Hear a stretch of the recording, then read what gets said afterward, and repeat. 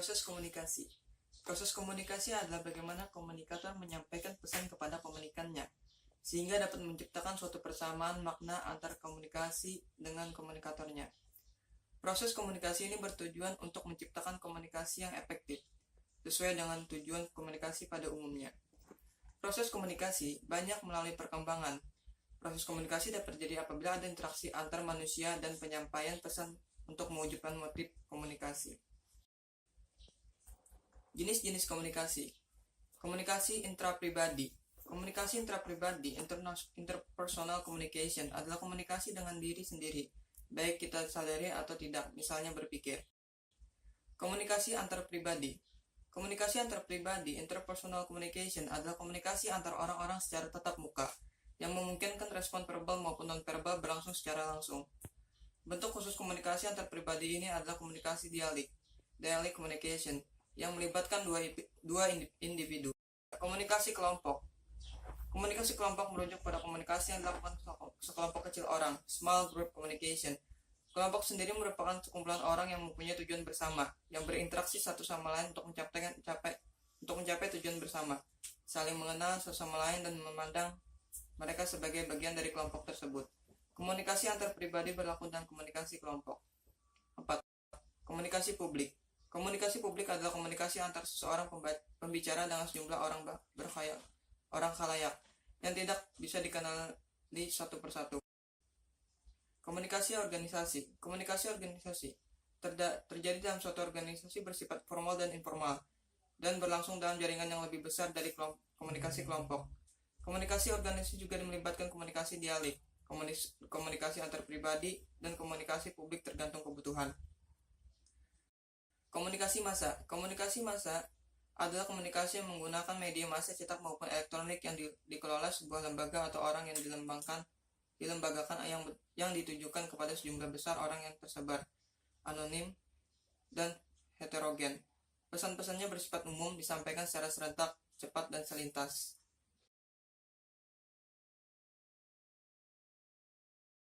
Pertama, komunikasi audio. Komunikasi audio adalah suatu alat komunikasi yang dapat ditangkap melalui alat pendengaran. Contohnya, telepon, walkie-talkie, radio, dan tape recorder. Tujuannya yaitu kita bisa berkomunikasi dengan seseorang di zona yang berbeda atau di tempat yang berbeda tanpa harus berada di zona atau tempat yang bersamaan. 2. Komunikasi video. Komunikasi video adalah suatu bentuk komunikasi yang dapat ditangkap melalui alat penglihatan atau visual. Contohnya CCTV. Tujuannya yaitu bisa berkomunikasi melihat seseorang atau melihat kejadian di suatu tempat di zona yang berbeda atau di tempat yang berbeda tanpa harus berada di zona atau tempat yang bersamaan. 3. Komunikasi audio video. Komunikasi audio-video atau audiovisual adalah suatu bentuk komunikasi yang merupakan gabungan antara komunikasi audio dan komunikasi video. Komunikasi dapat ditangkap melalui alat pendengaran dan penglihatan atau visual. Contohnya televisi, video call, video conference, atau teleconference. Tujuannya kita bisa berkomunikasi atau bertemu dengan seseorang atau berkumpul dan berinteraksi di suatu tempat di zona yang berbeda atau di tempat yang berbeda tanpa harus berada di zona atau tempat yang bersamaan. Keempat, komunikasi data. Komunikasi data, proses pengiriman dan penerimaan data atau informasi dari dua atau lebih device atau alat seperti komputer atau laptop atau printer dan alat komunikasi lainnya yang terhubung dalam sebuah jaringan baik lokal maupun yang luas seperti internet. Pada dasarnya komunikasi data merupakan proses pengiriman informasi di antara dua titik menggunakan kode biner melewati saluran transmisi dan peralatan switching, bisa antara komputer dan komputer, komputer dengan terminal, atau komputer dengan peralatan, atau peralatan dengan peralatan. Contohnya jaringan internet, jaringan komputer, dan lain-lain. Ini saya akan menjelaskan pengertian tentang proses komunikasi data dan proses komunikasi komputer. Komunikasi data adalah proses pengiriman dan penerimaan data dari dua komputer dalam satu jaringan, baik melalui jaringan lokal yaitu LAN maupun jaringan luas yaitu MAN dan WAN. Sedangkan komunikasi komputer adalah sebuah jaringan atau sebuah proses di mana dua atau lebih komputer atau perangkat saling bertukar instruksi, bertukar data, dan bertukar informasi. Sedangkan proses komunikasi pada jaringan komputer adalah dengan cara sinyal listrik maupun sinyal dalam bentuk elektromagnetik pada suatu jaringan komputer merambat ataupun memancar dengan prinsip kerja jaringan pada komputer. Agar suatu jaringan dapat bertukar informasi data, diperlukan suatu alat yang disebut dengan alat modem atau modulator demodulator. Modem yang berfungsi untuk mengubah sinyal analog menjadi sinyal digital ataupun malah sebaliknya. Ada 4 komponen utama pada jaringan komunikasi komputer, yaitu sender, protokol, media transmisi, dan receiver. Caranya, pertama-tama sender mengirimkan sinyal informasi kepada receiver yang melalui protokol encode yang mengubah sinyal digital menjadi sinyal analog.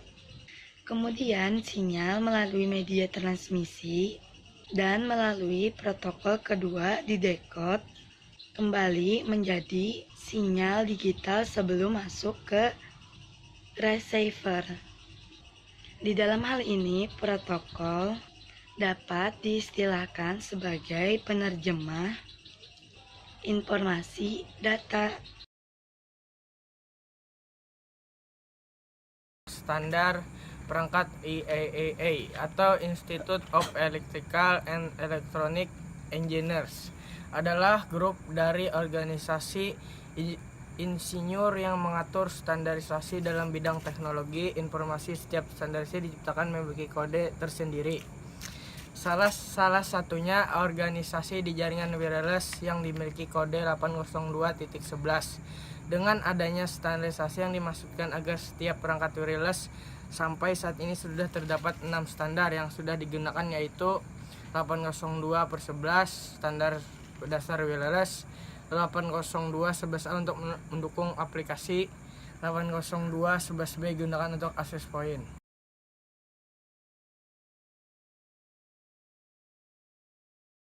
Model oscillator merupakan satu standar internasional yang digunakan dalam jaringan dewasa ini. Pada model oscillator ini terdapat 7 lapisan layer, yaitu 1. Layer physical. Ini adalah layer yang paling sederhana, berkaitan dengan elektrikal dan optikal. Koneksi antar peralatan, data biner dikodekan dalam bentuk yang dapat ditransmisi melalui media jaringan. Sebagai contoh, kabel, transceiver, dan konektor yang berkaitan dengan layer physical. Fungsi physical layer adalah bertanggung jawab atas proses data menjadi bit dan mentransfernya melalui media seperti kabel dan menjaga koneksi fisik antar sistem. Contoh DPS, repeater, multiplexer, hubs, passive and active, TDR, oscilloscope, amplifier. 2. Layer data link. Layer ini menyediakan transfer data yang lebih nyata sebagai penghubung antar media network dan layer protokol yang lebih high level. Fungsi mengkomunikasi bit ke byte dan byte ke frame, menerima perangkat media berupa MAC addressing, deteksi error, dan recovery error, menyediakan transmisi fisik dari data, menangani notifikasi error, topologi jaringan, flow control, memastikan pesan-pesan akan terkirim melalui alat yang sesuai di LAN menggunakan hardware address, media access control, 24 bit vendor kode dan 24 bit serial numbernya. Contoh device, breadth switch, ESDN router, intelligent hub, NIC, advanced cable tester. Layer network. Tugas utama dari layer network adalah menyediakan fungsi routing sehingga paket dapat dikirim keluar dari segmen network lokal ke suatu tujuan yang berada pada suatu network lain. IP, Internet Protocol, umumnya digunakan untuk tugas ini. Protokol lainnya seperti PX, Internet Packet Exchange Beberapa fungsi yang mungkin dilakukan oleh layer network: membagi aliran data biner ke paket discrete dengan panjang tertentu, mendeteksi error, memperbaiki error dengan mengirim ulang paket yang rusak, mengendalikan aliran. Contoh device: router, frame relay device, ATM switch. Advanced Cable Tester 4. Layer transport data menggunakan protokol seperti UDP, TCP, dan SPX. Sequence Packet Exchange. Satu ini digunakan oleh network tetapi khusus untuk koneksi berorientasi IPX. Layer transport adalah pusat dari model OSI. Layer ini menyediakan transfer yang reliable dan transparan antara kedua titik akhir. Layer ini menyediakan multiplexing, kendali aliran, dan pemeriksaan error serta memperbaikinya. Melakukan segmentasi dan menyatukan kembali data yang tersegmentasi dari upper layer menjadi sebuah arus data yang sama. Menyediakan layanan transport data ujung ke ujung. Membuat sebuah koneksi logika antara host, pengirim, dan tujuan pada sebuah internet network. Bertanggung jawab menyediakan mekanisme multiplexing teknik untuk mengirimkan dan menerima beberapa jenis data yang berbeda sekaligus pada saat yang bersamaan melalui sebuah media network saja. Contoh device: Gateway, Advanced Cable Tester, Router. 5. Layer session sesuai dengan namanya sering disalahartikan sebagai prosedur logon pada network dan berkaitan dengan keamanan. Layer ini menyediakan layanan kedua layer di atasnya, melakukan koordinasi komunikasi antar entity layer yang diwakilinya. Fungsi: bertanggung jawab untuk membentuk, mengelola, dan memutuskan session antar layer di atasnya. Kontrol dialog antar peralatan atau node. Koordinasi antar sistem dan menentukan tipe komunikasinya. Menjaga terpisahnya data dari banyak aplikasi yang menggunakan jaringan. Contoh device: NetBIOS, namespace, MailSlow, RPC. Layer presentation dari model OSI melakukan hanya suatu fungsi tunggal, translasi dari berbagai tipe pada sintaks sistem. Sebagai contoh, suatu koneksi antar PC dan mainframe membutuhkan konversi dari FCD karakter encoding format ke ASCII dan banyak faktor yang perlu dipertimbangkan. Kompresi data dan enskripsi yang mungkin ditangani oleh layer ini. Presentasi layer bertanggung jawab untuk bagaimana data dikonversi dan diformat untuk transfer data. Contoh konversi format teks ASCII untuk dokumen, GIF, dan JPG untuk gambar. Layer ini membentuk kode konversi, translasi data, enskripsi, dan konversi. Contoh format gambar JPG, GIF, PNG-DSB. 7. Layer application adalah penghubung utama antar aplikasi yang berjalan pada suatu komputer dan resources network yang membutuhkan akses padanya. Layer application adalah layer di mana user akan beroperasi padanya. Protokol seperti FTP, Telnet, SMTP, HTTP, POP3 berada pada layer application. Contoh Telnet, HTTP, FTP, web browser, SMTP gateway, atau